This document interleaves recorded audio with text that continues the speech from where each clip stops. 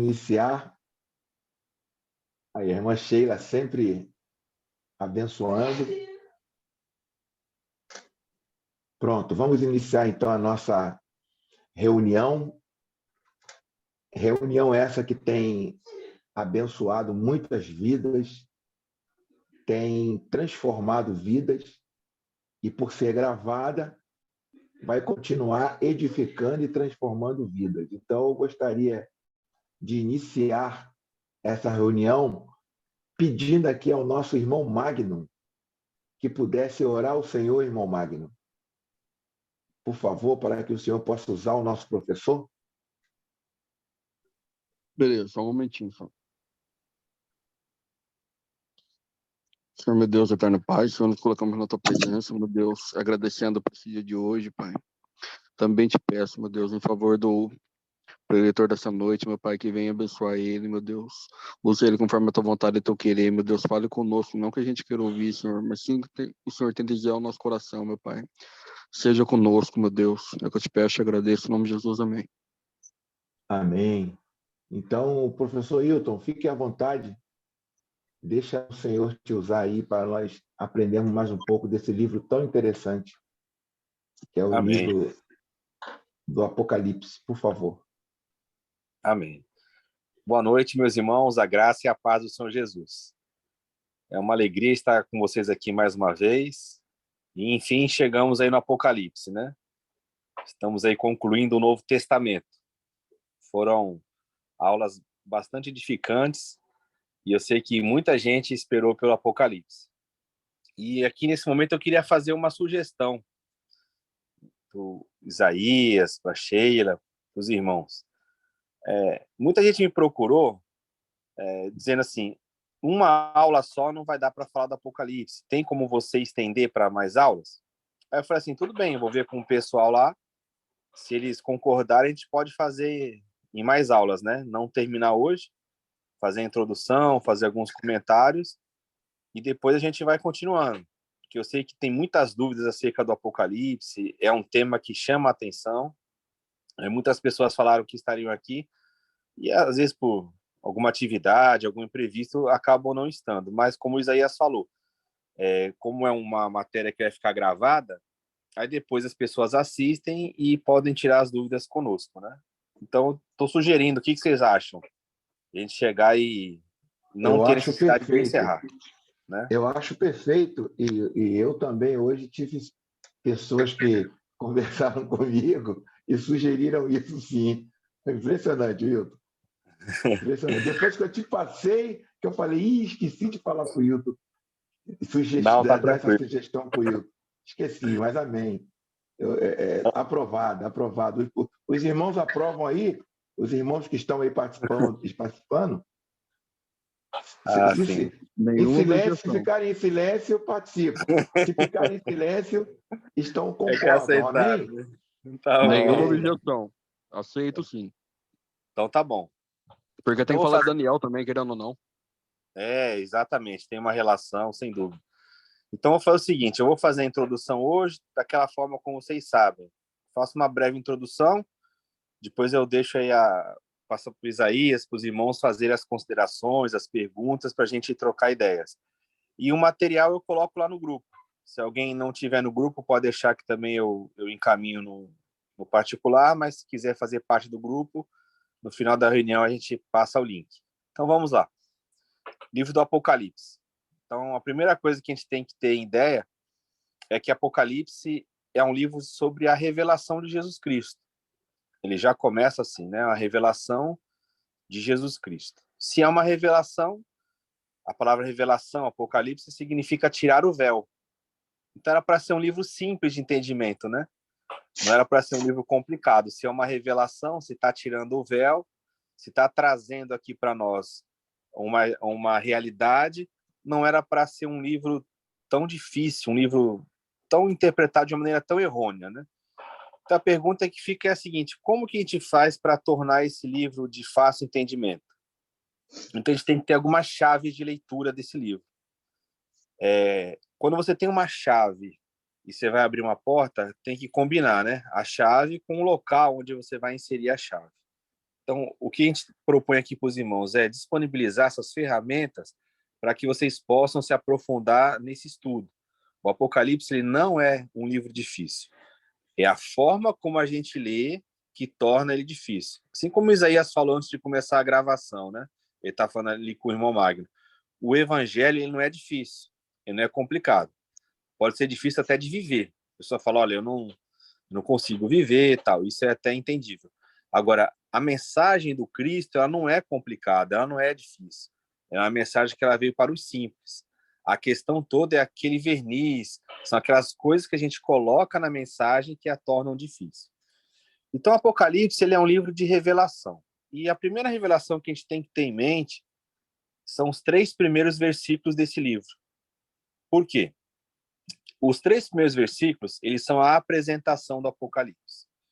O Apocalipse, ele é um escrito que ele não foi feito de uma vez só. Por que tem tanta confusão? Porque geralmente as pessoas elas fazem a leitura do Apocalipse como ela faz a leitura de qualquer outro livro. Vai no capítulo 1, 2, 3, 4, 5, vai lendo até chegar no capítulo 22. Só que o Apocalipse, como eu disse, ele não é um escrito que foi feito de uma maneira só, numa sentada só, como as pessoas falam, né? Ele é um bloco de outros materiais. Então, ele é como se fosse uma colcha de retalhos. Então, como que a gente faz para desmembrar isso aí? Eu vou falar aqui, isso aí tem lá no material, vocês não precisam anotar, ficar preocupado em decorar isso agora. Depois vocês podem pesquisar no material que eu vou enviar. Você tem o capítulo 1 do Apocalipse, que é a introdução, que é a apresentação do livro. Os capítulos 2 e 3, eles são cartas direcionadas às 7 igrejas da Ásia Menor. Então, 2 e 3 são cartas separadas endereçadas às igrejas. Do capítulo 4 até o capítulo 22 é a história em si. É o que vai acontecer com a humanidade, as dúvidas que são lançadas na comunidade, como que vem a revelação, como que vem a resposta. Só que é o seguinte, o Apocalipse, se você fosse entender como história, você poderia ler até o capítulo 11 e parar. No capítulo 11, ele já encerra. Então, do capítulo 4 ao capítulo 11, é a história toda, como ela se desenvolve. Aí se pergunta, então, por que tem até o capítulo 22? Como eu disse, esses materiais, eles circulavam lá na igreja primitiva. Depois teve um editor que ele pegou todo esse material e ele juntou. Então, se você pegar do capítulo 12 em diante, é a mesma história contada do capítulo 4 ao capítulo 11, só que com uma outra ênfase, com uma outra linguagem. Como que é isso? Do capítulo 4 ao capítulo 11, o autor ali ele escreve acerca do julgamento que Deus vai realizar. Só que a ênfase ali é o seguinte, como Deus vai libertar o povo que está sendo oprimido? Oprimido por quem? Pelo Império Romano e pelos falsos judeus daquela época. Depois eu vou explicar com calma o que são esses falsos judeus. Mas a ênfase do capítulo 4 ao capítulo 11 é o autor dizendo a história, como que a história vai se desenrolar na perspectiva da libertação. Por isso que você vê ali linguagens como pragas, como falando da seca do Egito. Por quê? Porque é um escrito que tem tudo a ver com o povo judeu e faz lembrar o quê? Da saída do povo judeu do Egito. Então você tem toda a história nessa perspectiva. O capítulo 12, ele é o capítulo central do Apocalipse, que ele é o capítulo que explica o quê? Que desde a antiguidade, desde o começo do povo, o povo sempre foi perseguido, que a comunidade ali ela não tinha que estar abismada, ela não tinha que estar assim preocupada, achando que Deus não está olhando para ela, em função da comunidade estar sendo perseguida, em função dos cristãos estarem sendo perseguidos e sendo mortos pelo império. Porque isso sempre aconteceu na história. Desde a do passado, lá no Egito, através dos povos inimigos, do cativeiro babilônico, sempre o povo de Israel foi perseguido. E não seria diferente com a igreja. Então ele faz ali ele traça uma linha que vem desde lá de Eva, né, com aquela promessa de que o filho da mulher seria perseguido. Então isso vai se cumprir aí na história do povo, na história de Jesus e na história da igreja. Então o 12 ele é o capítulo central, que ele explica, olha, nós temos um inimigo esse inimigo persegue mesmo, mas esse inimigo já foi vencido. Ele já foi vencido na história celestial e ele vai ser vencido na história terrena. Só que ele sempre coloca oposição. Isso é o capítulo 12, que é o capítulo central. O capítulo 13 até o capítulo 22 é novamente a história sendo contada. Só que qual é a ênfase que é dada agora? Agora já não se fala mais acerca da libertação diretamente. Agora se fala acerca do julgamento que Deus vai fazer com o inimigo, com o opressor do povo, que no caso é Roma. Só que o autor ele não usa a palavra Roma ali, né? O Apocalipse é um livro altamente simbólico. Então ele vai contar essa história do julgamento que Deus vai fazer com Roma, só que ao invés de ele usar a palavra Roma, ele vai usar a palavra Babilônia. Então, Babilônia, no Apocalipse, significa Roma. Por quê?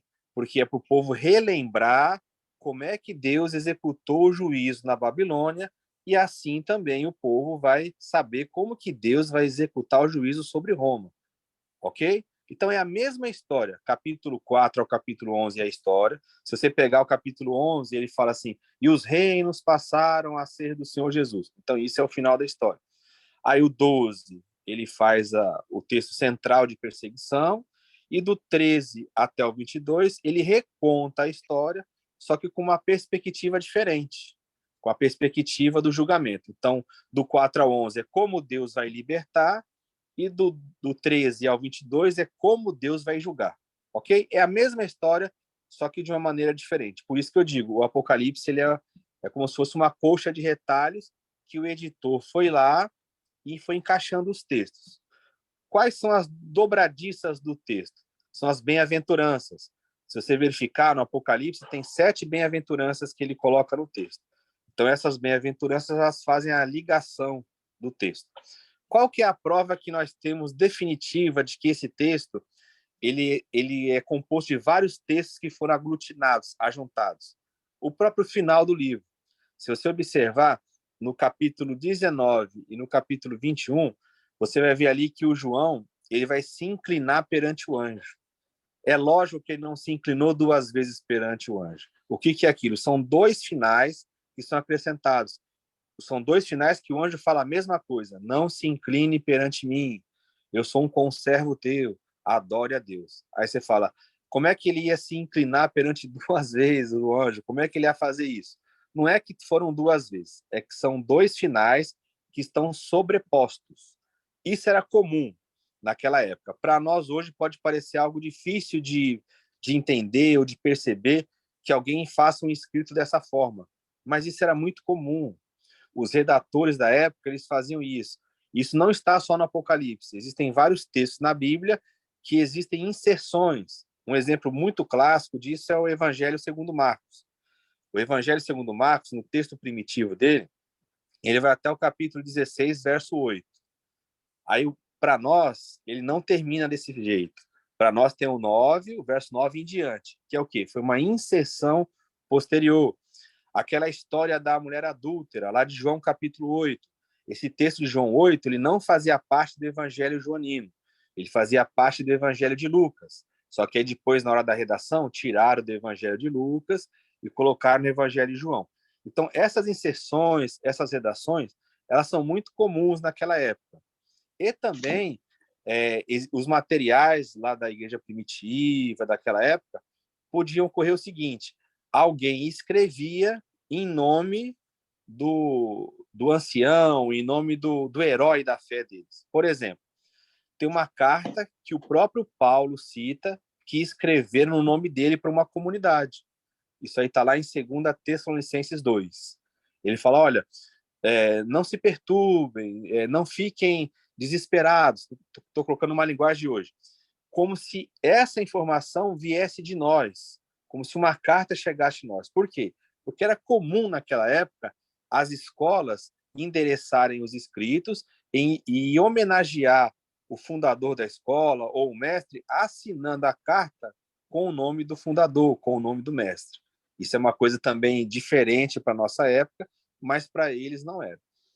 Então, o Apocalipse, de fato, ele vem de João. Aí tem uma grande disputa teológica. Quem é o João? Se é o João, o apóstolo, ou se é João um supervisor daquelas igrejas.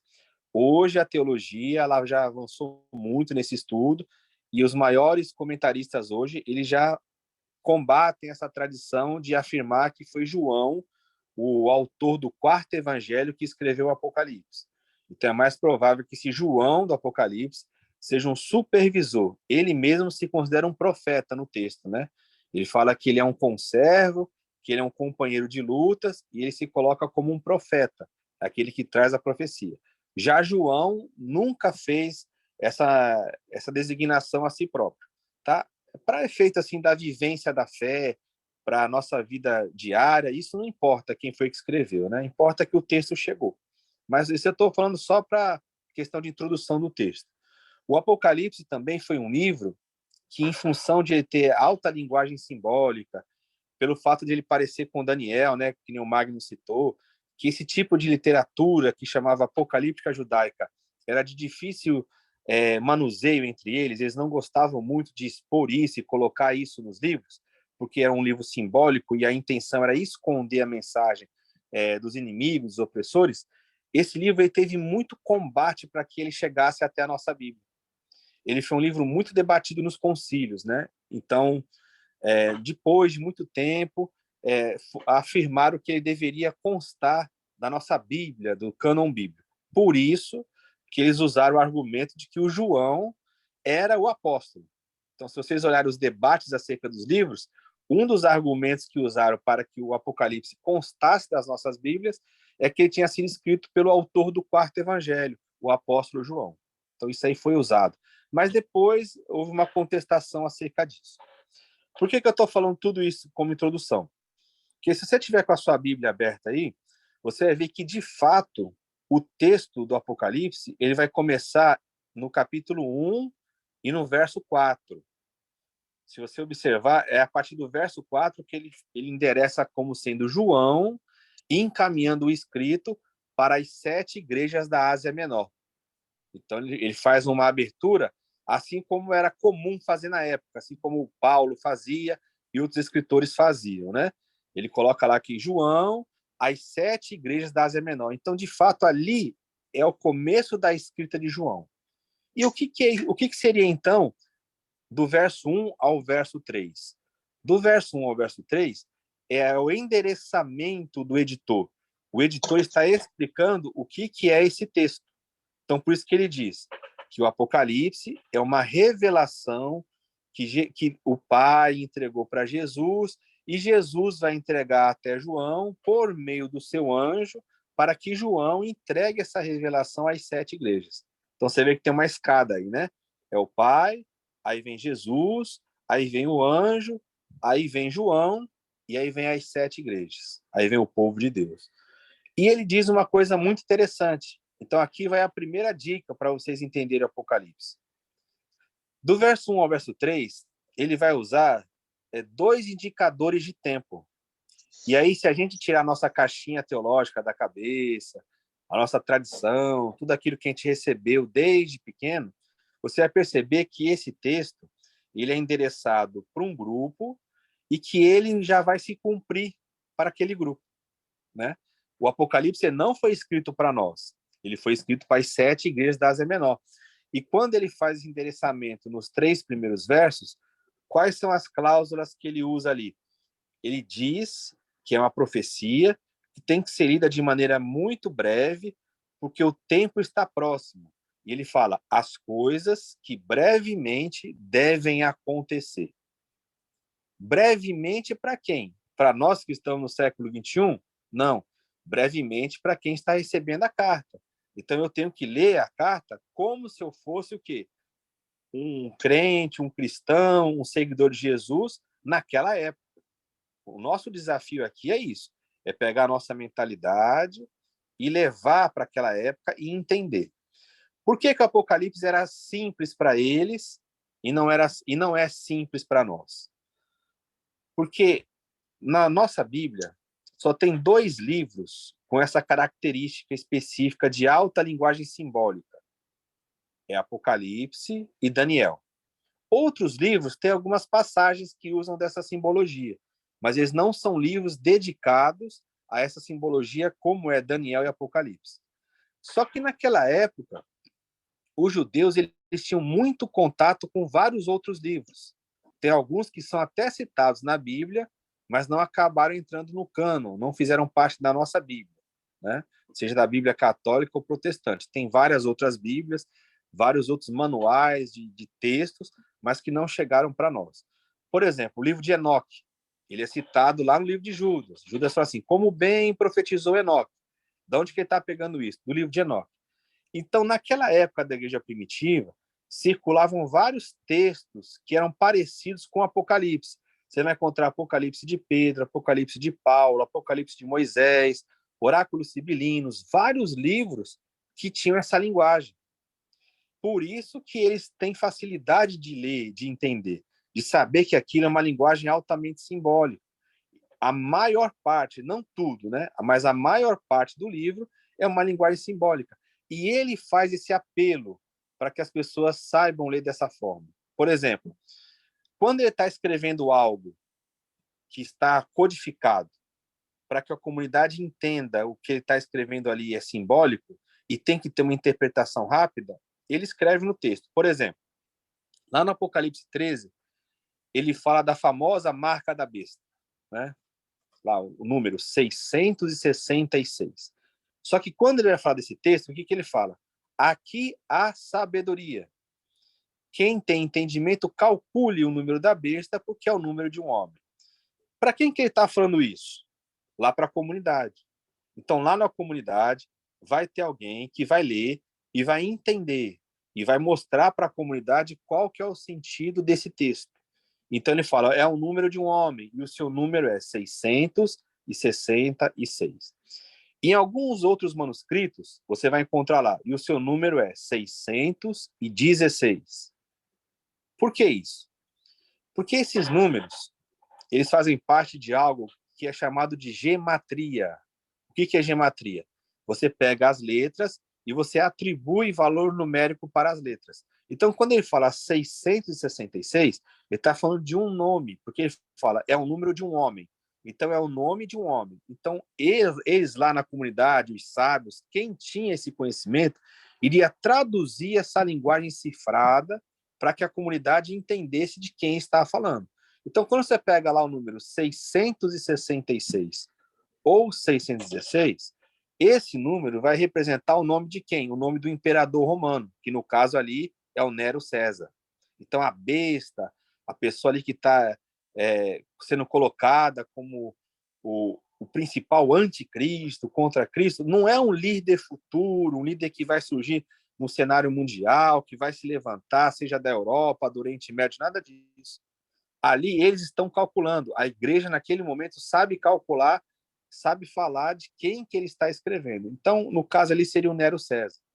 Por que é uma linguagem simbólica? Porque ele não pode falar abertamente, porque essas cartas circulavam no Império.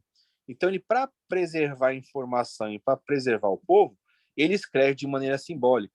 Isso era uma estratégia judaica para escrever nos tempos de perseguição, nos tempos de opressão, para que os inimigos do povo não entendessem claramente acerca daquilo que eles estavam falando.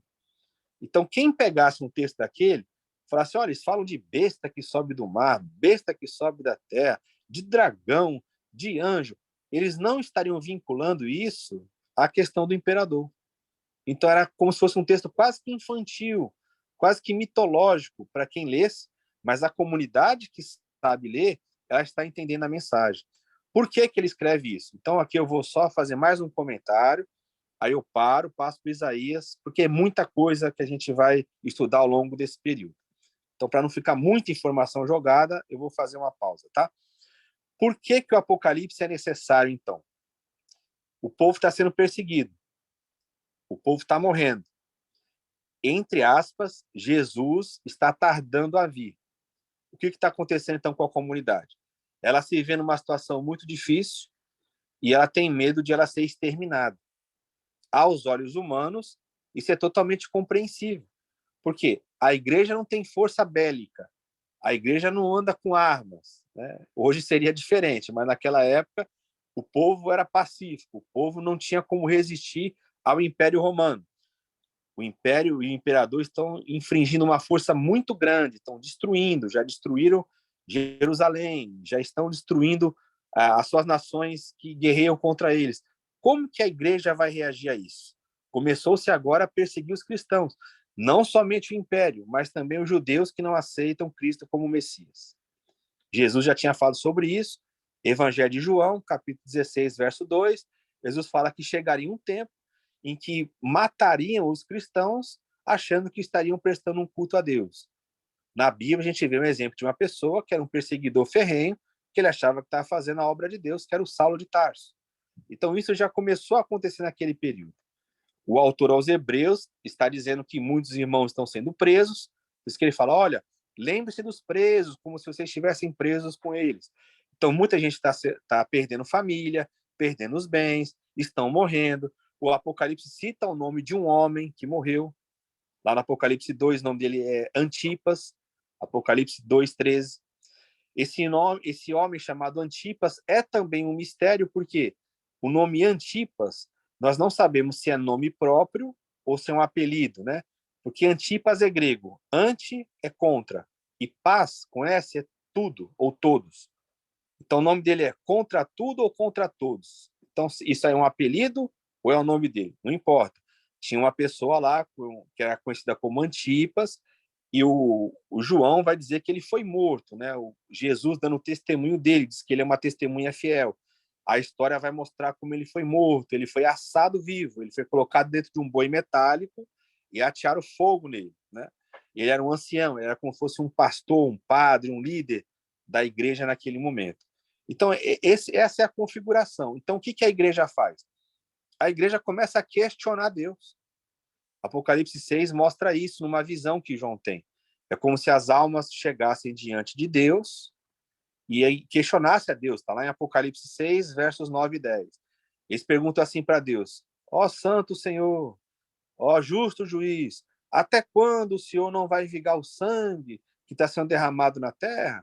Então eles estão questionando, tá falando, Deus está vendo que o povo dele está morrendo e parece que Deus não está fazendo nada.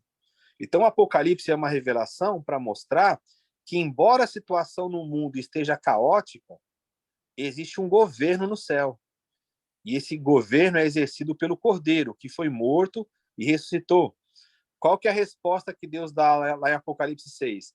Ele fala assim para eles, olha, aguarda mais um pouco de tempo, porque ainda vai se completar o número daqueles que hão de morrer como vocês morreram. João vê isso numa visão, Deus falando que ainda vai morrer mais gente. Só que, qual que é a esperança deles? Por que é um livro de esperança? Porque mesmo que alguns morram, Deus está prometendo duas coisas. Que aqueles que morrerem em Cristo, sendo fiéis, eles vão reinar com Cristo. O maior exemplo de alguém que foi fiel a Deus é Cristo, o Filho amado. Qual que foi o destino dele? Ele morreu.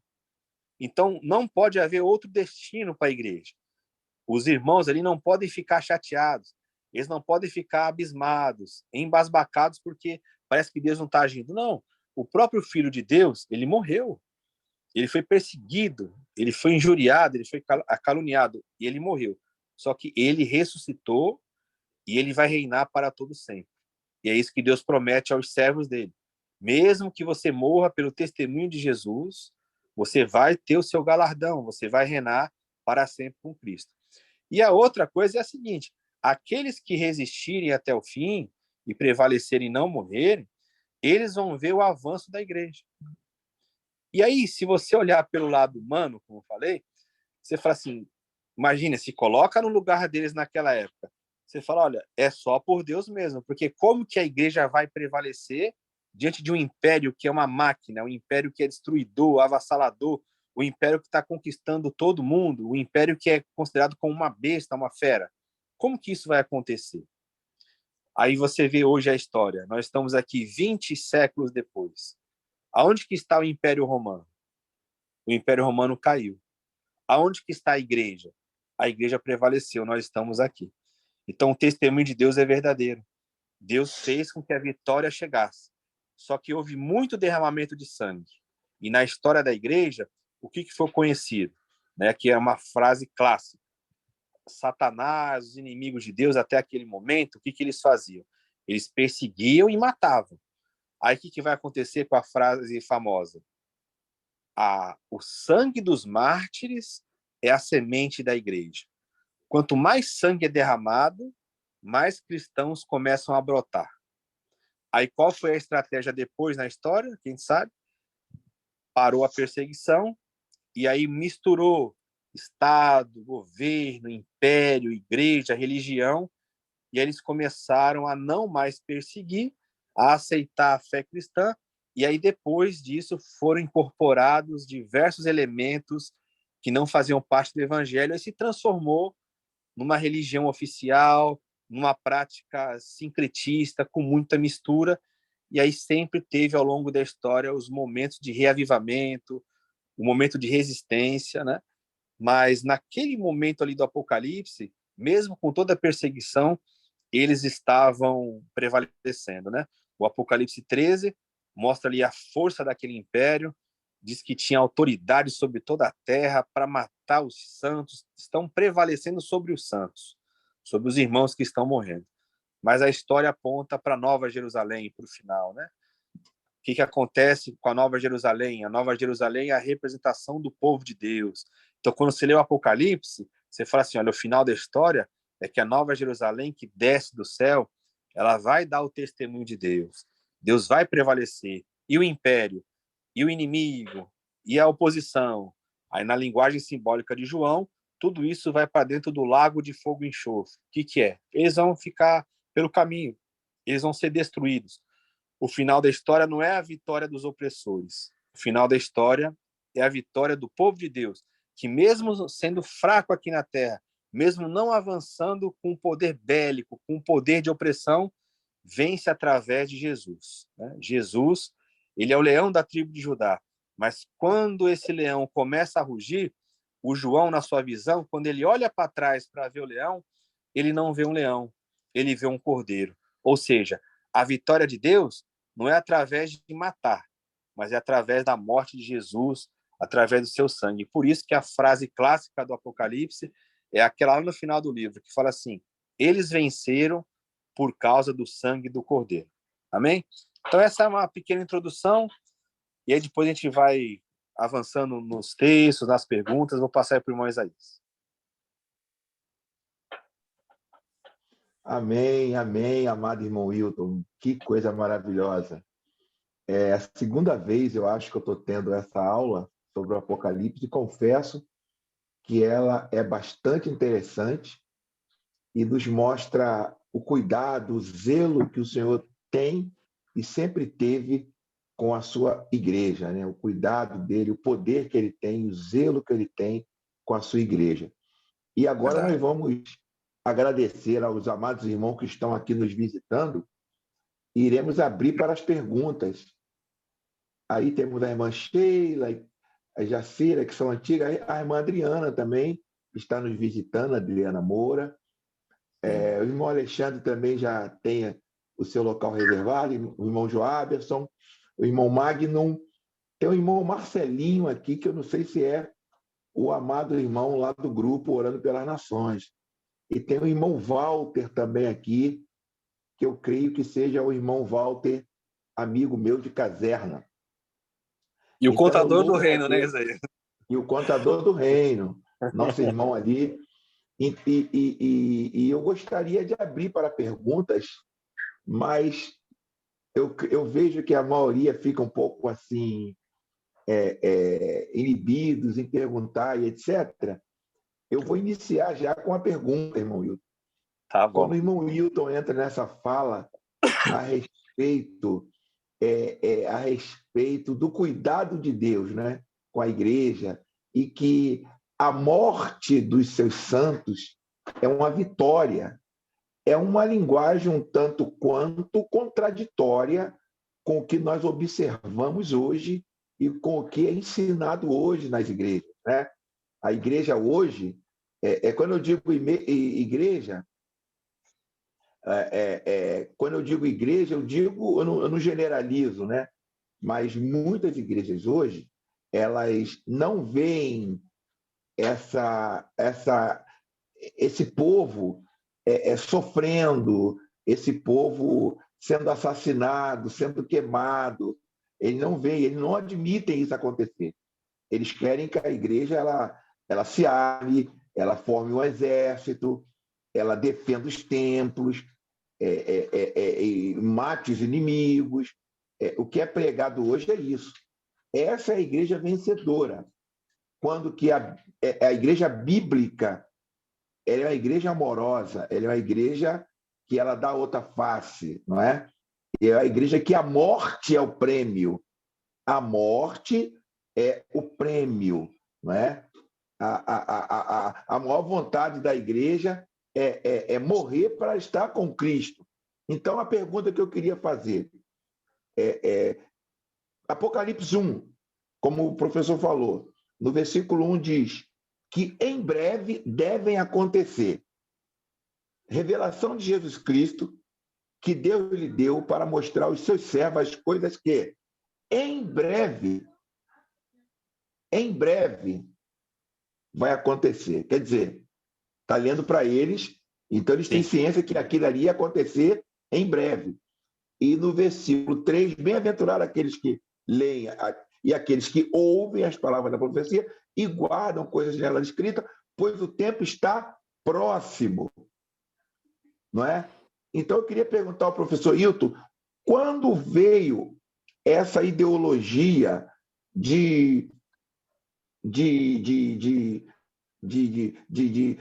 do futuro, que Jesus vai vir no futuro, e etc., como está aqui no versículo 7, eis que vem com as nuvens, e todo olho verá, até quantos o transpassaram.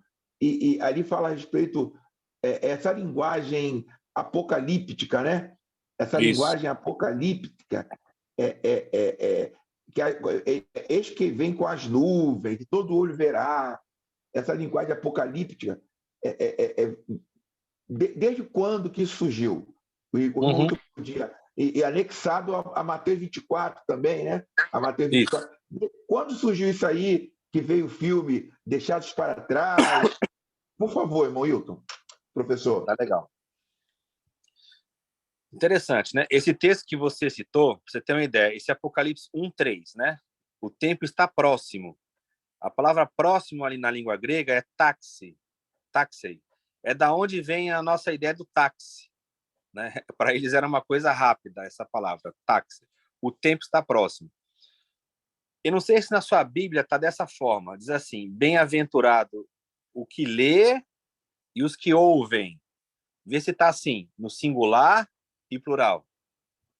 Ou está leem e ouvem. Vê como que está na sua versão. A minha está bem-aventurado aqueles que lê, porque eu risquei Sim. o leem. Na outra aula eu já risquei aqui, entendeu? Sim. Porque é o seguinte, esse livro ele era lido como um aspecto da liturgia. Então, por que é bem-aventurado aquele que lê no singular e os que ouvem?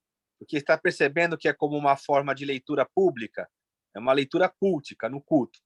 Lembrando que naquela época pouquíssimos irmãos eram alfabetizados, como nós entendemos o que é ser alfabetizado hoje. O próprio Paulo vai dizer que poucos sábios segundo o mundo eram chamados pelo evangelho, né? Se integravam à igreja. A maioria da igreja era composta de pessoas escravas, de pessoas inculturadas para a época. O próprio Pedro e João, né? O pessoal do Sinédrio olhou e falou assim: esses homens são iletrados, né? Então, a maioria do povo não tinha acesso à leitura. Então, por isso que o texto está dizendo que um lê e os outros ouvem. O próprio Pedro, retornando a ele mostra que ele era um homem simples nessa questão. Na própria carta que ele escreve, né? Na segunda carta, ele diz assim: falando da salvação, como bem nos fala o amado irmão Paulo nas suas cartas, nas quais há pontos difíceis de entender, que os indoutos distorcem para sua própria condenação. Então você vê o Pedro, que é um homem que andou com Cristo, que foi chamado direto por ele, ele entende que Paulo tem uma sabedoria dada por Deus, que ele fala coisas que são difíceis de entender. Isso aí é claro, você pegar um texto, a carta aos Romanos, por exemplo, você vê que Paulo vai numa profundidade muito grande. Então você imagina isso, a carta aos Efésios, ele usa uma linguagem altíssima. Então a maioria dos irmãos eram simples. Então o irmão lá está ouvindo o seguinte, ó, as coisas que brevemente devem acontecer, porque o tempo está próximo. Então ele está ciente do que ele está ouvindo ali, vindo uma carta vindo de João, que passa ali para o leitor da igreja. Ele fala assim, pronto, nós temos uma resposta para aquilo que está acontecendo agora. Você imagina que incoerência é você ler um texto desse naquela época e falar assim, olha, o texto aqui diz as coisas que brevemente devem acontecer, mas não é brevemente para nós não, tá?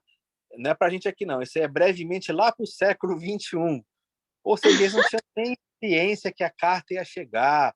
E Paulo, quando escrevia aos Coríntios, ele nem tinha na mente dele que a carta dele ia vigorar por tanto tempo, né? Então a gente tem que entender. Quando que vem essa questão que você disse? Ao longo da história da igreja, Isaías, algumas pessoas tinham esse entendimento, mas eram pouquíssimas pessoas. Era um ou outro que era até considerado como herege. Quem tinha esse entendimento de que o Apocalipse era um livro que só falava do futuro, né? Olha o que eu falei. Só falava. Ele fala do futuro? Fala. Mas a maioria das coisas, para nós, para nossa geração, já é passado. Tem coisas que ainda não se cumpriram, porque o Apocalipse ele vai falar do final também, da consumação. Então, isso só vai ser mesmo um certo tempo depois. Não sei se daqui 100 anos, se daqui 100 milhões de anos, não importa. Ainda não chegou. Mas a maioria do Apocalipse, ele já se cumpriu naquela geração lá. Como você bem citou, Mateus 24, quando Jesus fala assim, todas estas coisas sobrevirão sobre esta geração. Você imagina, ele está falando com o povo está entendendo. Vamos ver se Jesus mentiu? Jesus está pregando ali por volta do ano 30 a 33. Vamos botar que ele pregou no ano 31, né? 31, 32. Estas coisas que ele fala ali em Mateus 24 é aquela questão de guerras, fome, destruição e da destruição do templo, quando ele diz que não ficará pedra sobre pedra. Vamos ver se cumpriu dentro daquela geração. Uma geração, na Bíblia, ela tem 40 anos. Então, soma aí, 31, 32, mais 40, dá 71, 72. Quando que o templo caiu? No ano 70. Então, se cumpriu dentro da geração que Jesus falou.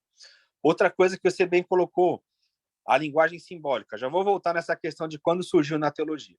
A linguagem simbólica, apocalíptica, ele vem sobre as nuvens, o sol vai perder a sua luz, as estrelas vão cair do firmamento, a lua vai se transformar em sangue. Isso é uma linguagem de juízo.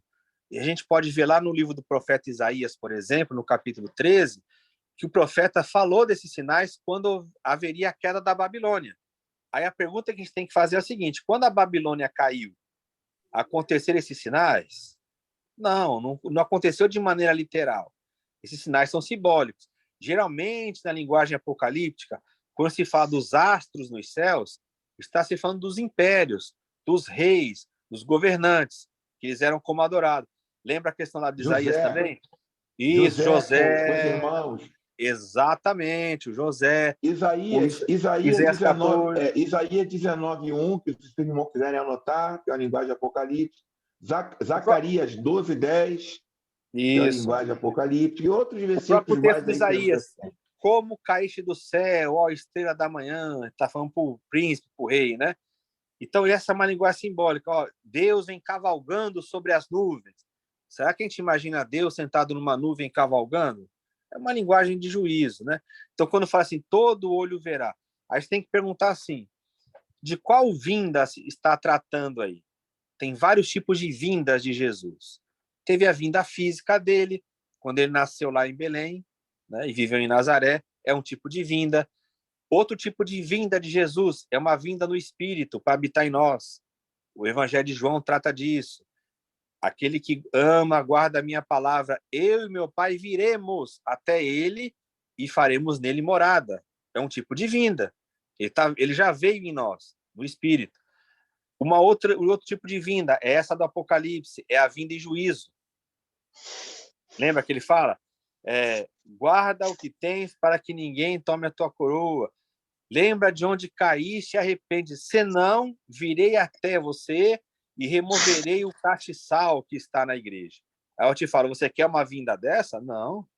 Jesus está vindo ali em juízo. Só que a vinda de Jesus em juízo não é que ele vai vir fisicamente. Ele vai usar de diversos meios, como ele usou o Império Romano, como ele usou os inimigos do povo, como ele usou até os falsos profetas, né?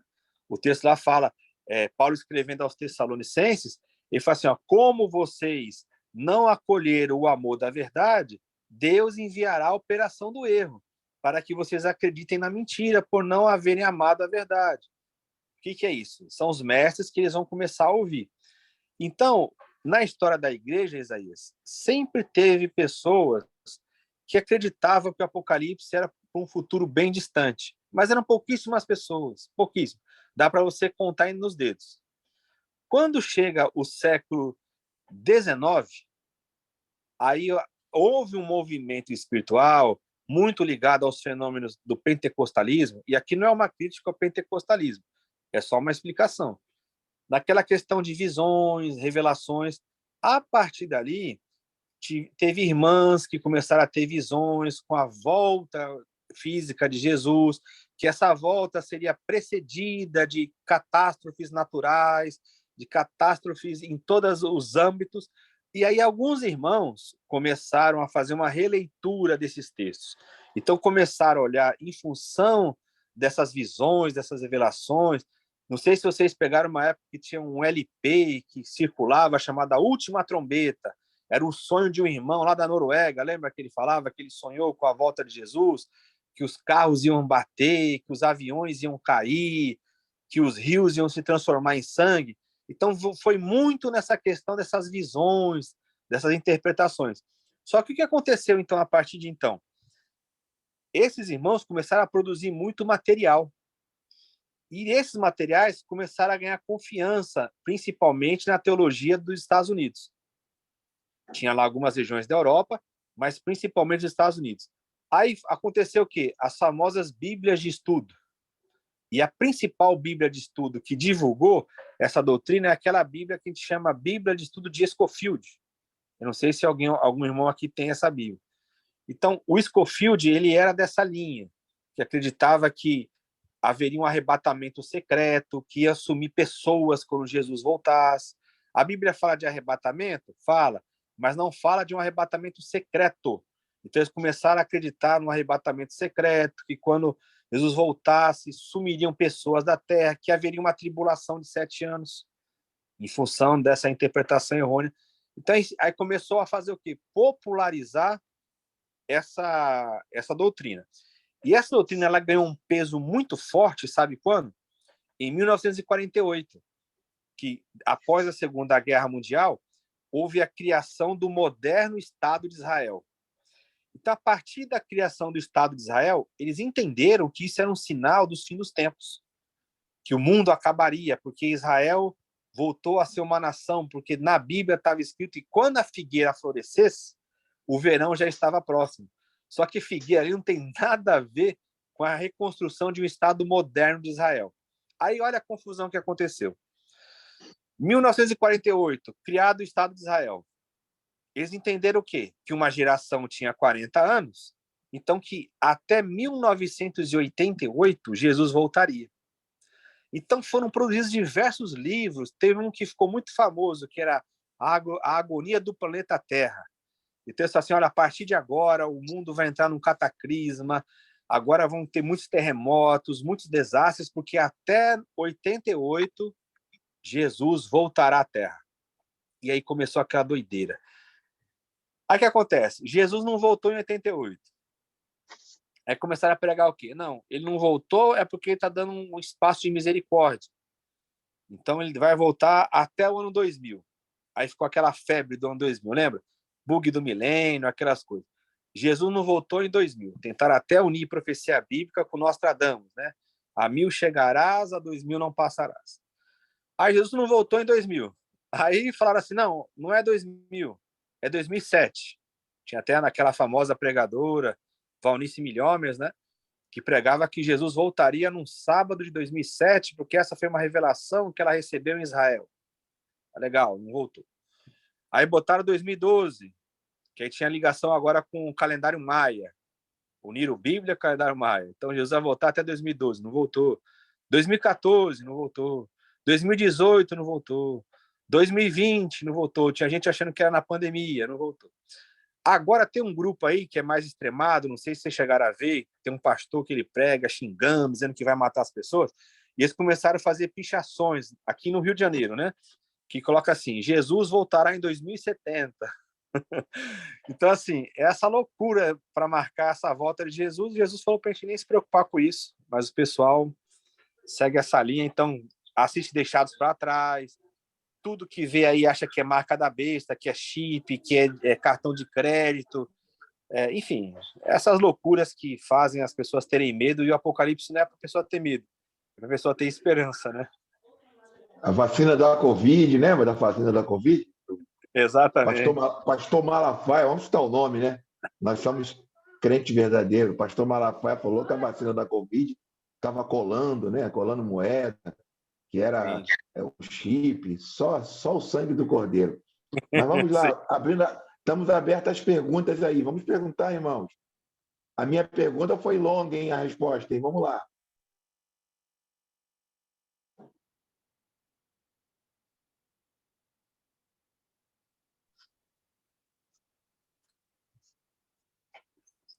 Márcio tá aí?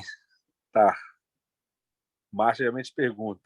Manjacira também gosta de perguntar do Apocalipse.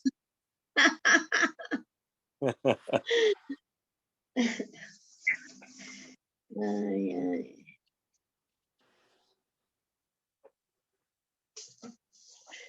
Vamos lá, meu povo. Pode Vou falar, perguntar, não tem, meu povo. tem vergonha não.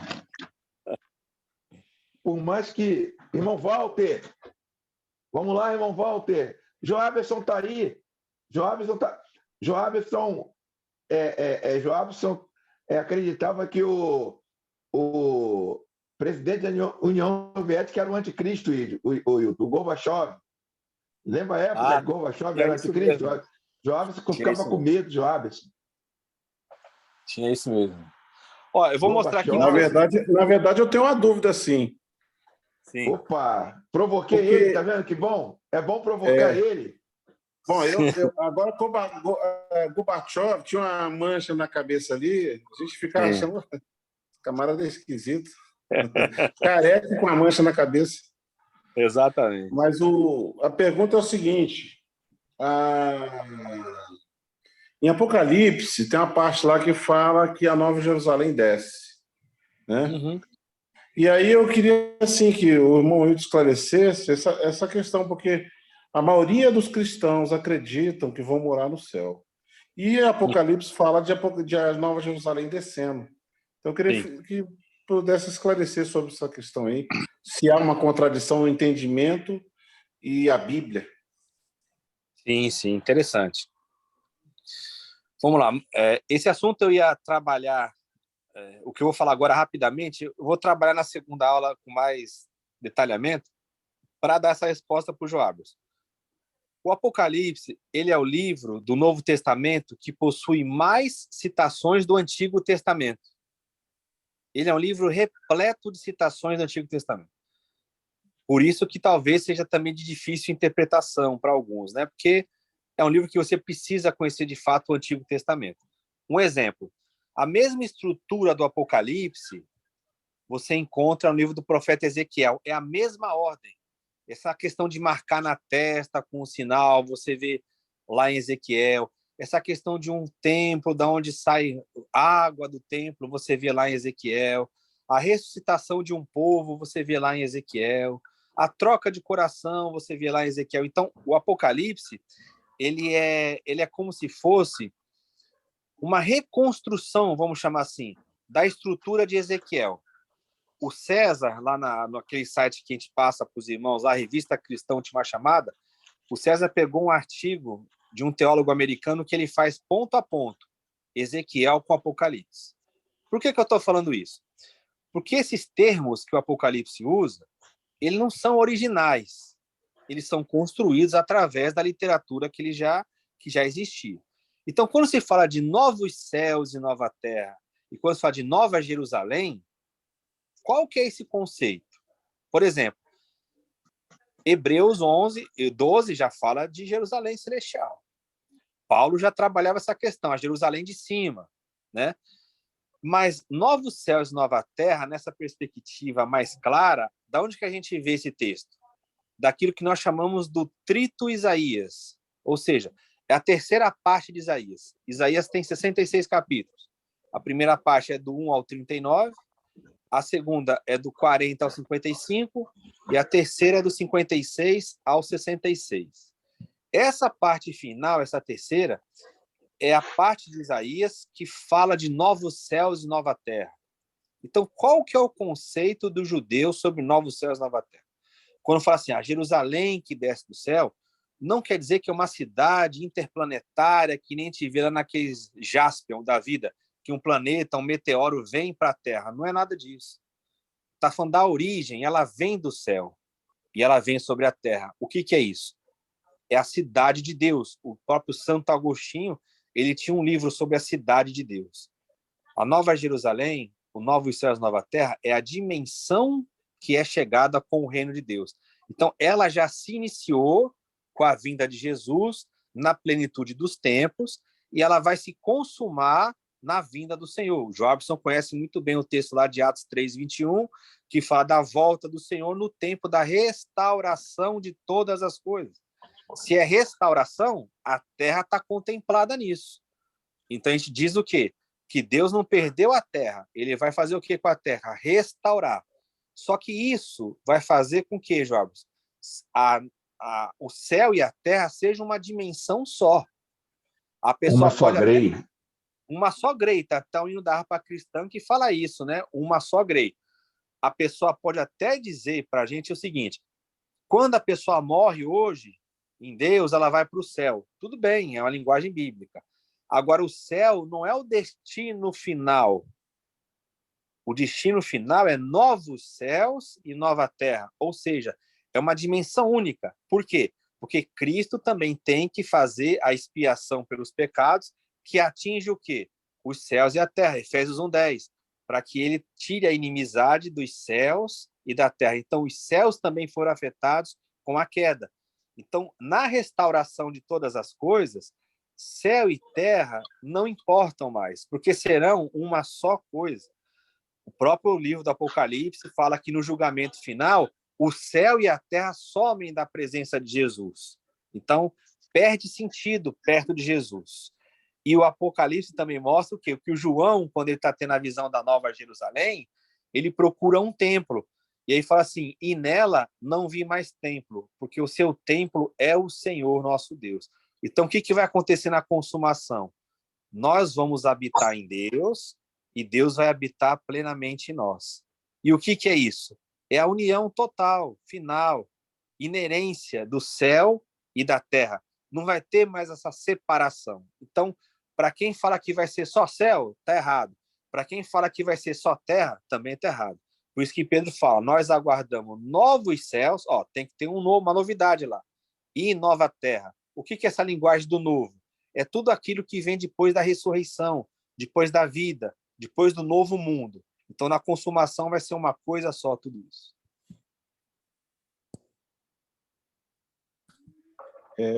E essa questão das muitas moradas? Essa é legal. É assim, lá em João 14, o texto fala assim, na casa do meu pai há muitas moradas. O problema aí é a palavra casa. Por quê? Ela pode ser traduzida como casa. Mas qual que é o sentido de casa? Casa aí não é instalação. Casa é família. A casa do Joabers. O que é? A família dele. Lembra? Vai proceder um rei da casa de Davi. O que é da casa de Davi? Da linhagem de Davi. Então o texto fala assim, na casa do meu pai há muitas moradas. Se assim não fosse, eu não teria dito, vou preparar lugar. E quando eu for preparar lugar, voltarei. Né? Então é aquela questão. Qual que é a volta que está sendo falada aí no Evangelho de João? O Evangelho de João, ele não trata da volta ou da vinda de Jesus nessa maneira escatológica como Paulo faz. A vinda de Jesus é a vinda na comunidade. E aí eu provo para você. Então o texto fala assim: na casa do meu pai há muitas moradas. Moradas. O que significa morada? No próprio capítulo 14 vai ter a explicação. Então veja, na casa do meu pai há muitas moradas. João 14, verso 2. O verso 23 fala assim: aquele que me ama, guarda os meus mandamentos, e ele será amado do meu pai. Eu e o meu pai viremos até ele e faremos nele morada. Morada. A morada que João está falando aí não é uma morada de local celestial. A morada aí é aquela pessoa que ela guarda a palavra de Deus. Então, na família de Deus, há muitas moradas. Ao Joaberson, ao Isaías, o Wilton, a Sheila, a Jacira, a Adriana, o Márcio, todos os irmãos aqui, todos aqueles que têm o Espírito são morada de Deus. Na casa do meu pai há muitas moradas. A pessoa pergunta, mas quando é que ele foi preparar lugar? Aonde que Jesus prepara lugar no Evangelho de João? Na cruz. Quando ele fala assim, está consumado, ele cumpre ali. E ele antes, no seu discurso, antes do discurso final, lá em João 12, 24, antes de entrar na ceia, o que ele fala? Eu, quando for levantado, atrairei todos para mim. Se o grão de trigo caído na terra não morrer, fica ele só. Mas se ele morrer, produz muito frutos. Aonde que Jesus prepara lugar? É na cruz, não é no céu. Ele não está lá fazendo minha casa, minha vida, construindo um monte de casa para depois retornar. Não, a vinda no Evangelho de João é a vinda no Espírito. Na casa do meu pai há muitas moradas. E ele mesmo diz, aquele que me ama vai ser amado do meu pai, eu e meu pai viremos até ele e faremos nele morada. Nós somos a morada. Hebreus 3:6 vai dizer que nós somos a família de Jesus, né? Isaías, acho que quer falar. Eu queria que o Joabson, por favor, lesse Hebreus 3:6. Isso. Hebreus 3:6, Joabson, por favor. E eu também, eu peguei a minha Bíblia e fiz uma tradução estilo Isaías. Eu botei aqui, Joabson, irmãos, não se turbe o vosso coração, crede em Deus, crede também em mim. Na casa do meu pai há muitas moradas. Se assim não fora, eu vou teria dito, pois vou preparar-vos na cruz. Ouviu, Joabson? Vou preparar-vos na cruz lugar. E quando eu for para a cruz e vos preparar lugar, voltarei na ressurreição e vos receberei para mim mesmo. Entendeu, Joabson? Assim fica mais fácil de entender, eu acho. Quando ele disse assim, Isaías. Lê, por favor, Joabson. Espera um pouquinho mais, por favor. Por gentileza. E tem uma pergunta aí, hein, Wilton? Da irmã Adriana, hein? Por favor, lê, Joabson. Hebreus 3:6, por gentileza.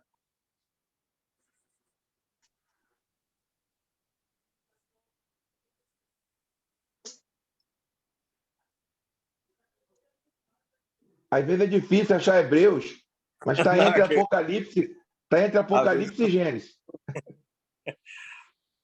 Ele está lá com o trabalho dele lá. É que eu estou segurando com uma mão a Bíblia e a outra procurando. Mas eu achei. Hebreus quanto? 3:6. 3:6. Olha lá. Cristo, porém, é esse aqui? Isso.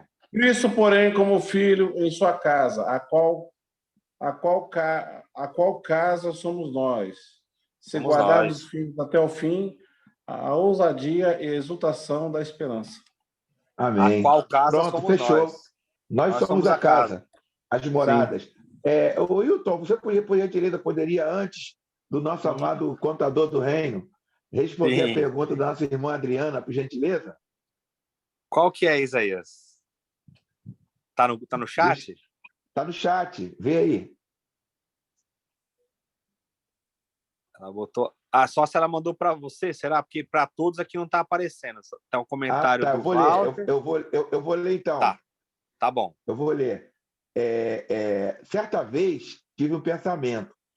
Jesus não volta para cada um na hora da nossa morte? Seria essa a volta de Jesus? Ou terá outra volta física? Interessante.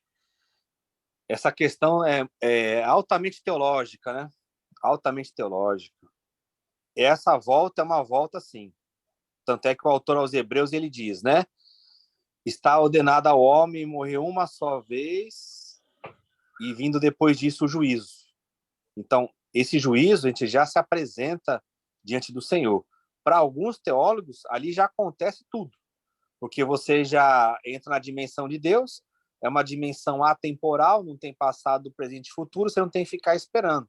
Quem espera é quem está nessa dimensão do tempo. Para quem não está na dimensão do tempo, está na dimensão de Deus, já ocorre tudo. Enfim, isso é muito polêmico, isso aí é uma questão profunda teológica, né? Mas o que a Adriana falou é verdade. Uma vinda dele é isso mesmo. Ele já veio para aquela pessoa agora vai se apresentar diante de Deus, e ali é ela e Deus. É a forma onde Deus vai julgá-la segundo o seu amor, sua misericórdia, sua justiça, a sua santidade. É a dimensão de Deus. Agora, Por tem uma favor. dimensão, tem agora uma Opa. dimensão da vinda, Isaías, que é o texto que eu até citei já, que é Atos 3:21. Se alguém puder ler esse texto, ele é muito esclarecedor. Atos 3:21. Esse texto fala, de fato, de uma volta física, assim. Fala assim, que os céus detêm Jesus até um determinado tempo, que o autor aí, ele fala, até o tempo da restauração de todas as coisas. Esse texto fala de uma volta física, assim, do Senhor. Diz assim o texto sagrado, Atos 3:21, ao Isso. qual é necessário que o céu receba até aos tempos da restauração de todas as coisas, de que Deus falou por boca dos seus santos profetas desde a antiguidade. Isso, esse é o tempo da volta de Jesus, quando vier o tempo da restauração de todas as coisas. Ele virá em amor, será a parousia, não é isso? Ele vem para restaurar tudo, não para destruir. Não para destruir, para fulminar todo mundo. Vamos lá, contador do reino. Muito obrigado, irmã Adriana, pela sua participação. Nós queremos mais mulheres aqui participando dessas perguntas que são interessantes. Por favor, reverendo Márcio. Falou querido Isaías, rapaz, dobrou. Ele fica falando pra caramba aí, não deixa ninguém falar. Vamos melhorar. Olha só, meu irmão. Que esperança é essa que você falou? Porque você acabou com todas as minhas esperanças. Porque não vai ter... Eu não vou para o céu. Eu não faltei um culto para eu ouvir hoje a sua aula, estou dizendo que eu não vou para o céu. Então, já tem um problema aí no que você ensinou hoje. Pelo que estou falando, não vai ter futuro, não vai ter arrebatamento nem tribulação. Eu estou confuso. O que eu faço? O que eu estou esperando hoje como igreja? Eu faço o quê? Trago o reino, não trago? Quero ir para o céu, largar todo mundo aqui, ficar aqui mesmo e ir embora? Eu estou confuso. Pode me ajudar, por favor? O que hoje, em Cristo Jesus, o que eu estou fazendo aqui, então? Isso. Por favor. Eu sei que você está falando de maneira irônica, né, para provocar, mas isso é bem interessante, porque o César até fez uma vez um e-book falando assim, e agora, o que nos resta, né? Se eu não estou esperando o arrebatamento secreto. Veja, eu estou falando arrebatamento secreto. Arrebatamento vai ter. Na volta de Jesus, ele vai separar, ele vai tirar as pessoas ali, os que são dele, dos que não são. Isso aí está claro. Mateus 25 também fala sobre isso, vocês sabem. O que a gente está falando aqui é do arrebatamento secreto, esse negócio de que, olha, ele vai voltar, vai sumir um povo, e aí o outro vai ficar aqui na grande tribulação. A palavra grande tribulação, ela existe na Bíblia? Existe. E lá em Mateus 24. Ela fala de uma tribulação que eles viveriam, da qual nunca mais eles passariam. Quando foi essa grande tribulação? Foi na destruição de Jerusalém e do templo. Então, aquela geração sofreu uma grande tribulação. Quais são os detalhes? Vocês podem pesquisar nos livros das guerras do Flávio Josefo, na história dos Hebreus. O Flávio Josefo, ele tem um material interessante sobre isso, hoje é altamente acessível na internet, que ele fala como que foi esse período. Demorou cerca de 6 anos ali, né, sitiando Jerusalém, pessoas que morreram de fome.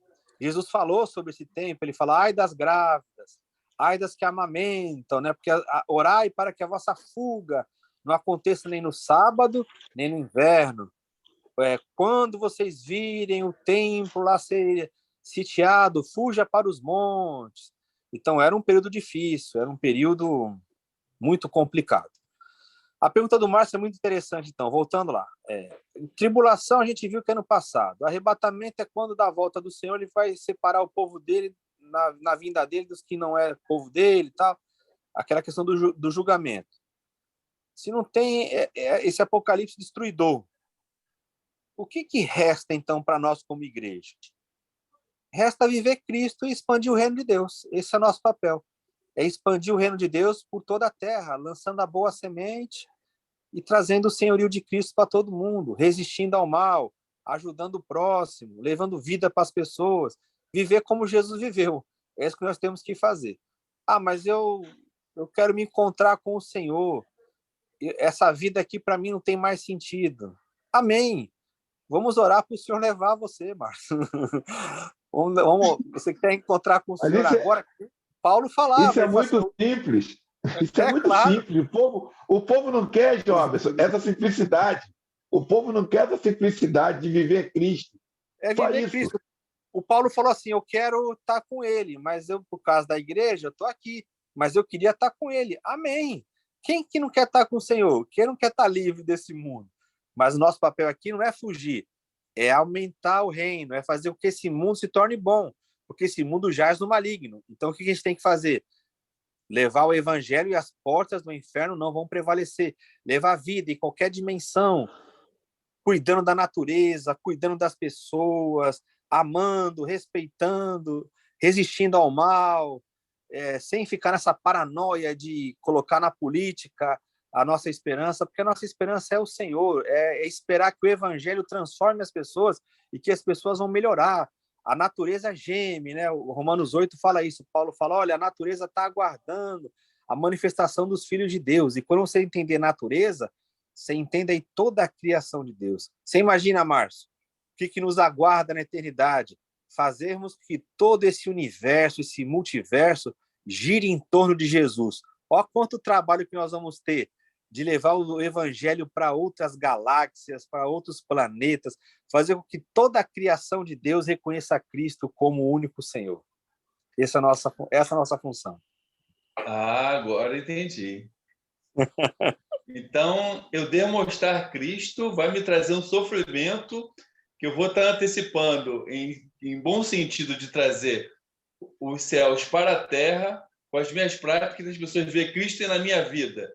E, possivelmente, demonstrando mais Cristo aqui no meu dia a dia, eu vai gerar em mim um sofrimento, que eu vou na contramão, mas eles podem estar já sendo... pode estar recebendo valores desse reino, que eu acredito que vai inundar essa terra e ser transformada por esses valores. Você é um agente de transformação. Glória a Deus. Cristo não sofreu? Sofreu, mas olha o resultado dele. E assim é com a gente. A gente tem agora o Espírito de Cristo. Então, nós temos que ir contra a correnteza, até aquele dia em que o Salmo 2 fala, toda a terra vai reconhecer o Senhor. Essa é a nossa função. Vem o teu reino, é a oração do Pai Nosso. Por isso que esses valores que essa aplicação... Perdão. Por isso que essa aplicação... Perdão. Fala, Marcos. Por isso que essa aplicação desses valores, muitas vezes você é considerado que, pô, cara, você não é desse mundo, não, porque você tem umas práticas contrárias a esse dia a dia. Exato. Essa sociedade não pensa dessa forma.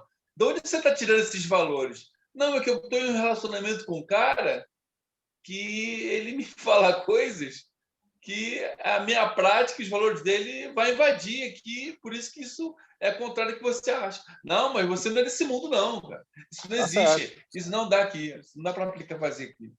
Você vive nesse mundo, aí a questão do mundo, né, do grego. Você vive no mundo, planeta Terra, mas você não é do mundo, da mentalidade desse cosmos, o que gira. Qual que é a mentalidade do mundo? Levar vantagem em tudo, você ser o espertão, você ser mal para as pessoas, você enganar. Isso é a mentalidade do mundo, que a Bíblia fala que é a mentalidade do maligno. Você tem a mente de Cristo. Lembra Pilatos? Uai, então falando que você é rei, você não vai fazer nada não? Você não vai se defender? Ele falou, Pilatos, se o meu reino fosse desse mundo, eu clamaria aqui ao Pai, ele enviava legiões de anjos, mas o meu reino não é desse mundo. Então é trazer um reino que não é desse mundo para esse mundo. Posso Amém. fazer o meu dia a dia de uma gozem, né? Exato. O mundo pegando fogo, mas com essa aplicação do reino de Deus, dos valores, eu posso estar vivendo uma goze contrária a tudo aquilo que está acontecendo no Egito. Exatamente.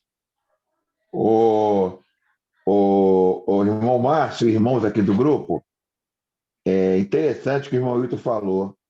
Eu estou anotando aqui o negócio aqui, que não me esqueço. Peraí, tal, pronto. Isso. O que acontece? É interessante que, infelizmente, irmão Wilton, eu creio que foi Satanás, ele conseguiu, Joab, são os amados irmãos do grupo, fazer com que a igreja ela focasse totalmente na terra. Uhum. Totalmente na terra. Eu me lembro que quando o Senhor levou minha mãe, o Senhor levou minha irmã, na minha igreja, eles se assustam com a minha atitude. Uhum. Sabe? Eles se assustam. No enterro, eu rindo. Sim. Chorando por dentro, porque a saudade mais alegre. Aí você fala na igreja, quem quer ir para o céu? Todo mundo quer ir. Uhum. Aí você, quem quer morrer? Ninguém quer morrer. Sabe? Como é que vai para o céu sem morrer?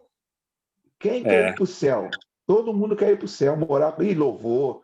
Eu quero ir para lá, blá, blá, blá, blá, blá, blá, blá. Vou morar com Jesus. Vou morar com Jesus. Mas não vem tomar nada de mim, não. Me dá uma volta, não, que eu te processo, eu te meto a mão na cara. Já estou vendo uma arma para mim. Já estou vendo uma arma para mim, para me defender. Porque Jesus também andava armado. Entendeu? Não vem com esse papo, não. Como é que é isso? O que o irmão Hilton vê? O irmão Hilton vê isso. O irmão Hilton vê. Eu vou fazer a pergunta, depois o irmão Hilton responde. O irmão Hilton vê essa postura da igreja hoje. Uma ação maligna em tirar os olhos da igreja da nação celestial do céu, ou é uma atitude ignorante da liderança? Uhum. Por favor, depois o irmão Hilton responde. Antes, nós iremos agora falar a respeito da oferta que toda quinta-feira e até durante a semana as pessoas me ligam, me perguntam, Isaías, me dá o número da conta do Pix do professor, porque eu sei que ele vive da ajuda dos santos, eu quero abençoar o professor e etc. Eu falei, opa, espera aí, eu vou te passar o número do Pix do professor. Então, eu gostaria de, nesse momento, passar para a amada igreja o Pix do professor. Eu gostaria de passar para a amada igreja o Pix. Se os irmãos puderem, por gentileza, pegar uma caneta aí para anotar, o Pix do professor é 285-753, repetindo, 285-753-398-50. É o Pix do professor Wilton José Chini. É o Pix dele. Você não tem a obrigação de abençoá-lo, mas por gratidão ao Senhor, né? Entendendo que ele deixou uma vida financeira sólida na sua colocação profissional que ele tinha, para viver sendo conduzido, abençoado pela Igreja do Senhor. Então, eu creio que, em gratidão ao Senhor, nós contribuímos na vida do professor Hilton, tá bom? Faça um Pix, que o reino de Deus agradece, tá bom? Então, professor, por favor, me responda, que o Joabson está ali ávido para perguntar também. Por favor, responda, professor. Essa questão, Isaías, é uma questão de muito equilíbrio que nós temos que ter. Tem um livro do Watchman Nee, o Jobson deve conhecer, que chama assim, As Três Atitudes do Crente. E ele faz um comentário muito interessante sobre Efésios, onde ele fala que ali tem os 3 posicionamentos. E aí vai de encontro, né? Vai ao encontro, melhor dizendo, da sua pergunta, que é o seguinte: Efésios, ele fala que nós, como cristãos, como crentes, temos 3 posições no reino de Deus. Uma está lá em Efésios 2:6, que fala que nós somos assentados nas regiões celestiais. Então, veja, a primeira é assentados, regiões celestiais. Primeira parte da nossa vida espiritual, nós estamos assentados em regiões celestiais. Nós temos a mente de Cristo, então nós estamos na dependência total de uma vida que não é desse mundo. Entretanto, se você for para Efésios 4:1, lá tem a segunda posição, que é andar. Andar não é nas regiões celestiais. Andar é aqui na terra. Então, olha que interessante. Ao mesmo tempo que nós estamos assentados nas regiões celestiais, nós estamos andando aqui na terra. Então, aqui na terra, a gente cumpre a nossa funcionalidade. Até conversei com a Adriana essa semana. Tem muita gente que fala assim, irmão, eu me vejo não fazendo nada no reino de Deus. Aí eu falo assim, não existe ninguém que não faça nada no reino de Deus. O reino de Deus ele é muito amplo. Uma coisa são aqueles dons que nós chamamos dons espirituais, dons ministeriais. Outra coisa é o chamamento, a vocação que o Senhor nos deu. Todos nós aqui temos uma vocação celestial, que ela se cumpre aqui na Terra. Então, por exemplo, eu aqui na Terra, eu sou um médico, eu sou um gari, eu sou um padeiro. Eu tenho que fazer isso para a glória de Deus. Isso é minha vocação aqui na Terra. Então, eu tenho minha vida aqui. Só que aqui eu ando. Só que para primeiro eu andar aqui na Terra, Isaías, eu tenho que ter consciência de que eu estou assentado em regiões celestiais. Por isso que a nossa luta não é contra a carne e sangue. Aí é a terceira posição que Paulo fala, ficai firmes. Que é o quê? Ficar firmes, lá em Efésios 6, a partir do verso 10, ficar firme na batalha espiritual. A nossa luta não é contra a carne e sangue. O que aconteceu nesses últimos tempos? Lembrando, quando a gente fala de igreja, a igreja é muito ampla. A igreja ela tem no mundo todo. Então, a gente fala geralmente da igreja que está no nosso alcance de conhecimento aqui. O que a gente vê aqui no Brasil, por exemplo? A igreja ela se esqueceu, igreja que eu digo aí, vamos chamar assim, cristianismo. Porque a igreja do Senhor ela é pura, ela é santa. Mas isso aí que chama-se de igreja. Ela esqueceu a vocação celestial que ela tem. Aí ela está buscando uma luta terrena. Nós devemos nos envolver com as coisas desse mundo? Em certo aspecto, sim. Nós somos cidadãos aqui da Terra. Mas nós temos que nos envolver com a mentalidade de Cristo. Assim como Cristo viveu. Cristo trabalhava as coisas dessa terra. Jesus trabalhou, Jesus curou as pessoas aqui, Jesus contava com o apoio das pessoas aqui. Jesus não ficava fazendo milagre toda hora. Tanto é que o maior milagre na questão de renda foi a partilha. As pessoas acham que a multiplicação foi uma mágica, mas não, foi a partilha. Então, assim, a igreja ela tem uma vocação celestial, ela não é desse mundo. Quando a igreja começa a contar com o apoio desse mundo, é o problema. A igreja não precisa se fortalecer na política, a igreja não precisa se fortalecer com empresários, nada disso. A igreja precisa contar com Cristo, ela tem que trazer o reino de Deus para essa terra. Então, o que aconteceu? O evangelho, Isaías, ele foi sendo deixado de lado, e aí você começa a verificar um surgimento do que a gente chamou de teologia da prosperidade, de mensagens de autoestima, que elas mexem com as pessoas, mas elas não trazem a realidade de Cristo. Como elas não trazem a realidade de Cristo, você começa a buscar apoio terreno.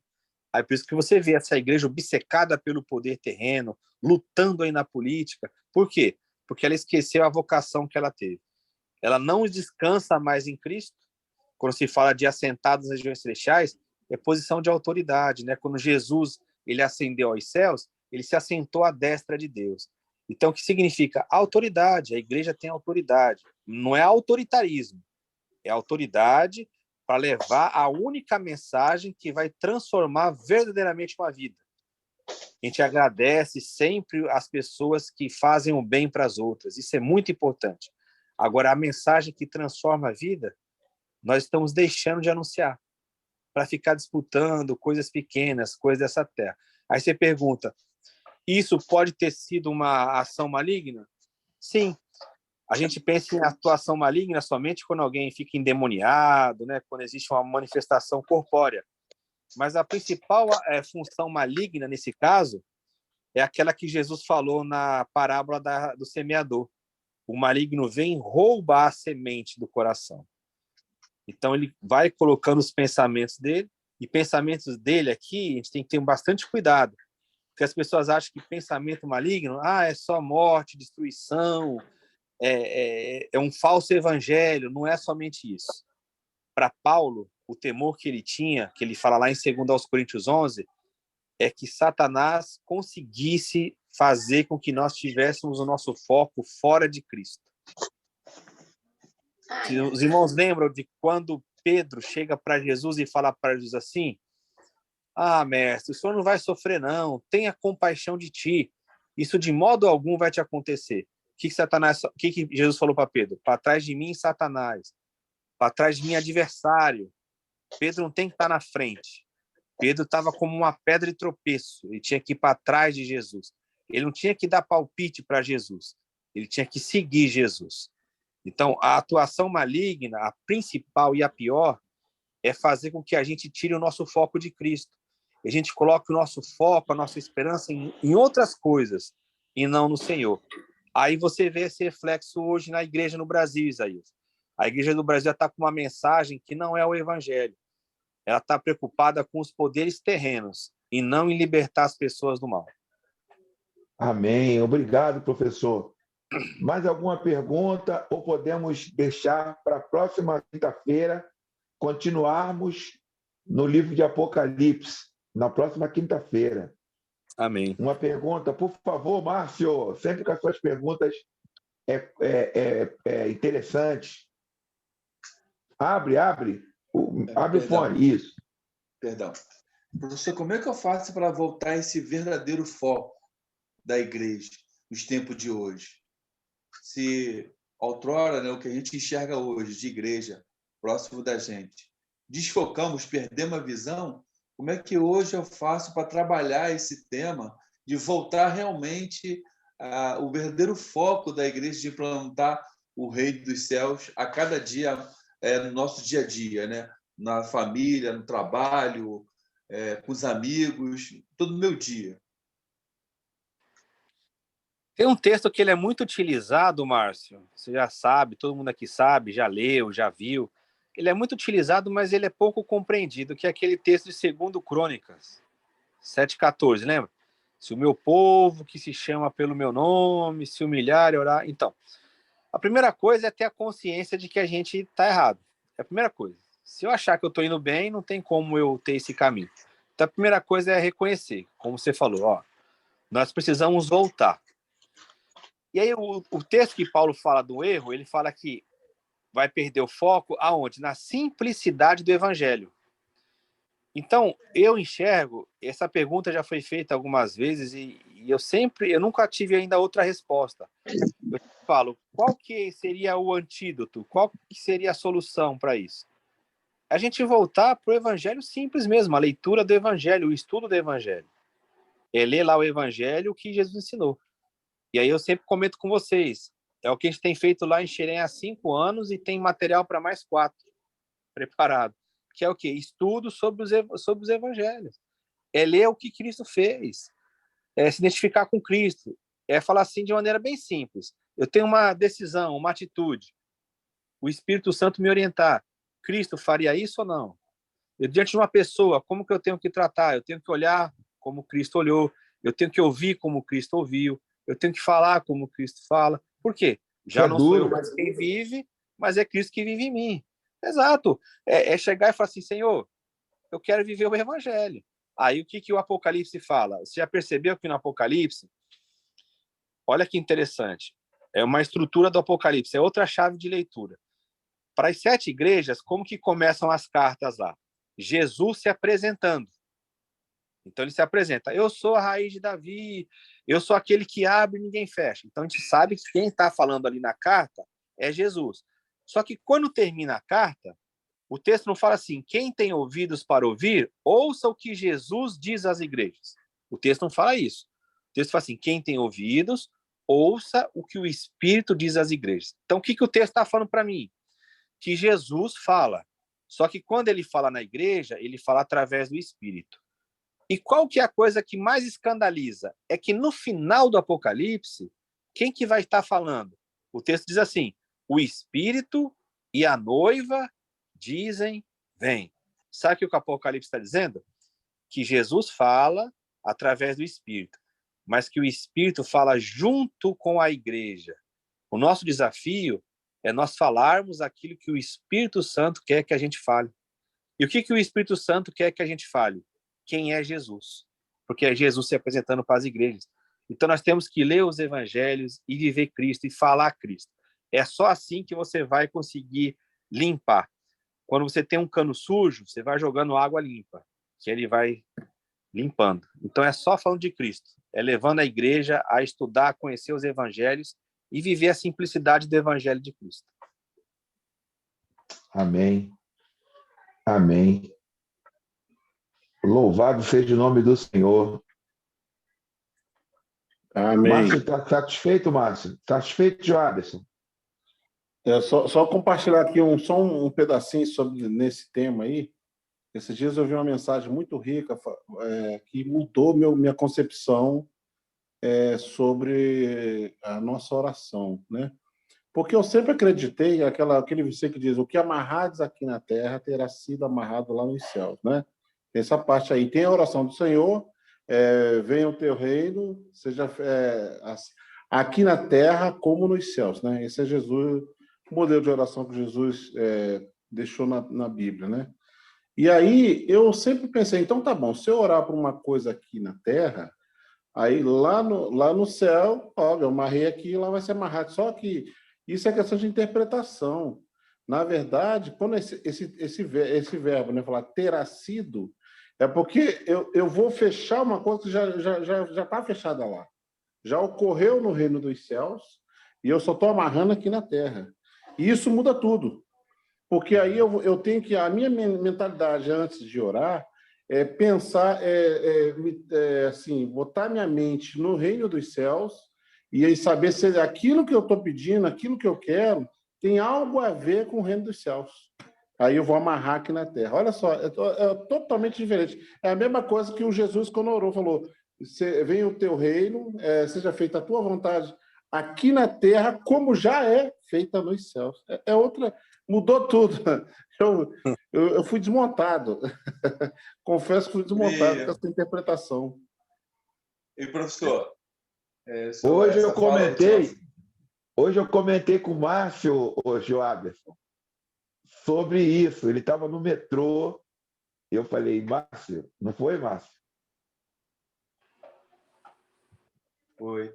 E agora me veio à mente agora aquele pedacinho do filme que o garoto tá preso lá no gelo e aquela equipe de resgate, né, já desistindo, e o cara fala que ouviu alguém, né, gritando mais para trás, e ele achou que fosse o chefe dizendo isso para ele, né, para ele tentar ir mais para trás para ver se ele achava o menino. E quando depois ele contando, o chefe, você falou aquilo, senão eu não ia conseguir achar o menino. Eu falei assim, eu não falei nada. Sim, eu vi nitidamente mais para trás. E eu estava agora fazendo uma reflexão do que você falou, que o Espírito está clamando e falando, mais de Cristo, mais de Cristo. E a gente não está conseguindo ouvir isso. A gente está cheio de tanta coisa, mais de tanta coisa, mas o Espírito Santo está clamando à igreja, mais de Cristo, mais de Cristo. E a gente Eles não falam consegue de Moisés, ouvir. Davi, fala de Davi, Moisés, Abraão, fala de tanta coisa, de Cristo, Jorge, não se fala. Por isso que o texto fala, né? Que quem tem ouvidos para ouvir, ouça, né? Comenta, Wilton, sobre a observação dos Jorge, por favor. A observação do... Joailson. É bem interessante isso, né? Porque o Apocalipse, ele relata essas orações, né? Isso é muito interessante. Porque o que alimenta lá o cálice de Deus são as orações dos santos, que elas sobem como um incenso. E aí, se você olhar toda a estrutura de orações nos Salmos, até no Antigo Testamento, né? Você vê que a oração é isso aí que o Jobson falou, que é o seguinte: Deus, ele para atuar aqui na Terra, ele conta conosco, concorda? Né? Deus não faz tudo sozinho. Mas se ele é soberano, como que ele atua nisso? É através da oração. Mas o que ele faz na oração? Olha que ciclo bonito. Se você pegar todo o alinhamento bíblico, você vai entender isso, que é essa questão que o Jobson trouxe. Deus, ele tem um desejo. Aí como que ele alinha isso? Você vê muito isso na vida dos profetas. Ele tem um desejo no coração dele. Ok. O que ele faz, então? Ele pega esse desejo e coloca no seu coração esse desejo. Então, o desejo, ele começou em Deus. Aí ele veio para você, porque ele vai agir aqui na Terra. E o que você faz com esse desejo? Você devolve ele para Deus através da oração. Então, é um funcionamento em sincronia. O desejo é de Deus, seja feita a tua vontade, é a vontade de Deus. Só que a vontade de Deus agora ela é a minha também. Por isso que Jesus falou, não seja feita a minha, mas a tua vontade. Então, eu vou no coração de Deus, Deus derrama o coração dele em mim. O coração de Deus estando em mim, eu devolvo isso para ele através da oração. Aí os dois estão operando de maneira perfeita. Isso é a questão da oração. Amém. Louvado seja o nome do Senhor. Gente, está tão gostoso esse assunto que nós poderíamos ficar aqui até mais tempo. Mas vamos deixar um pouquinho para a próxima quinta-feira, Wilton. Que maravilha, né? É como eu sempre digo, dá vontade de falar um mistério aqui. Esse mistério é de fogo, esse mistério é de poder. Eu gostaria de agradecer, né, aos amados irmãos que estiveram conosco nessa noite, sempre deixando bem claro que quem tiver mais alguma pergunta pode perguntar, tá bom? Agradecer a irmã Jacira, a irmã Adriana. Irmã Adriana já está com ingresso aqui para a próxima quinta. Pode convidar amigas, amigos, por favor, que querem perguntar, querem tirar dúvidas, por favor. Nosso irmão Alexandre, também, Deus abençoe a sua vida. Abelson, nosso amado irmão. Nosso irmão Edson, homem de Deus, abençoado do Senhor. E nosso irmão Máximo, que é contador. Se alguém precisar de um contador abençoado aí, pode falar com o nosso irmão Márcio Pimenta. Ele é muito bom mesmo. Nosso irmão Walter também. Gostaria de agradecer aos amados irmãos pela participação aqui nesse lugar e sempre lembrando aos irmãos, né, para se inscrever no canal do YouTube, onde esse estudo, irmã Adriana, vai estar lá. Se inscreva lá, Isaías Campos dos Santos. Esse estudo vai estar lá. Eu passo para ela, Isaías. Também. Passa para ela, por favor. Passo. Se inscrever lá. E aí, quando você mandar para as pessoas, amigos, etc., que gostam do conhecimento da palavra, você manda o estudo, pronto.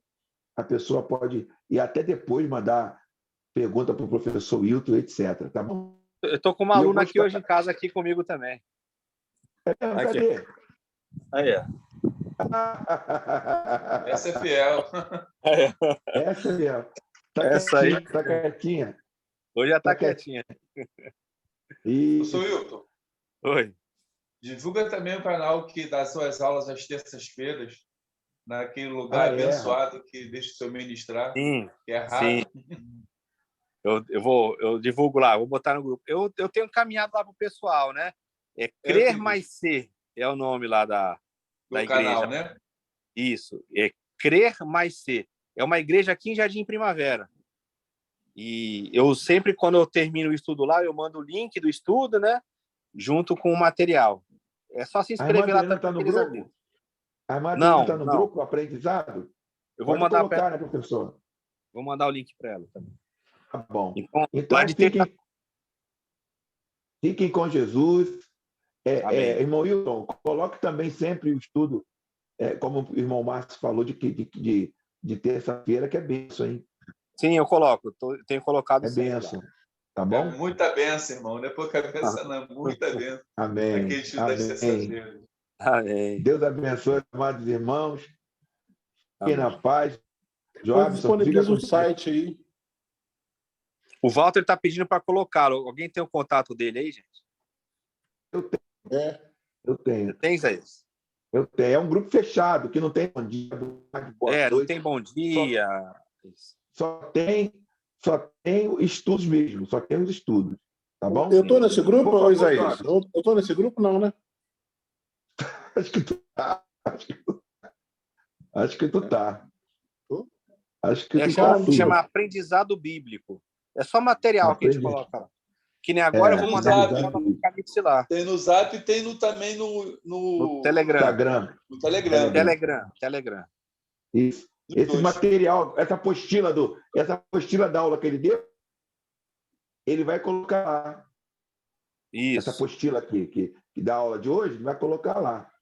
Ó, o Walter mandou o celular dele aí, Isaías. Eu tenho o celular dele aqui comigo, vou mandar um convite para ele. Tá bom? Tá. Gente, beijo no coração. Vamos orar? Amém. Senhor, te louvamos na noite desse dia. Como é bom, Senhor, estar aqui falando de ti.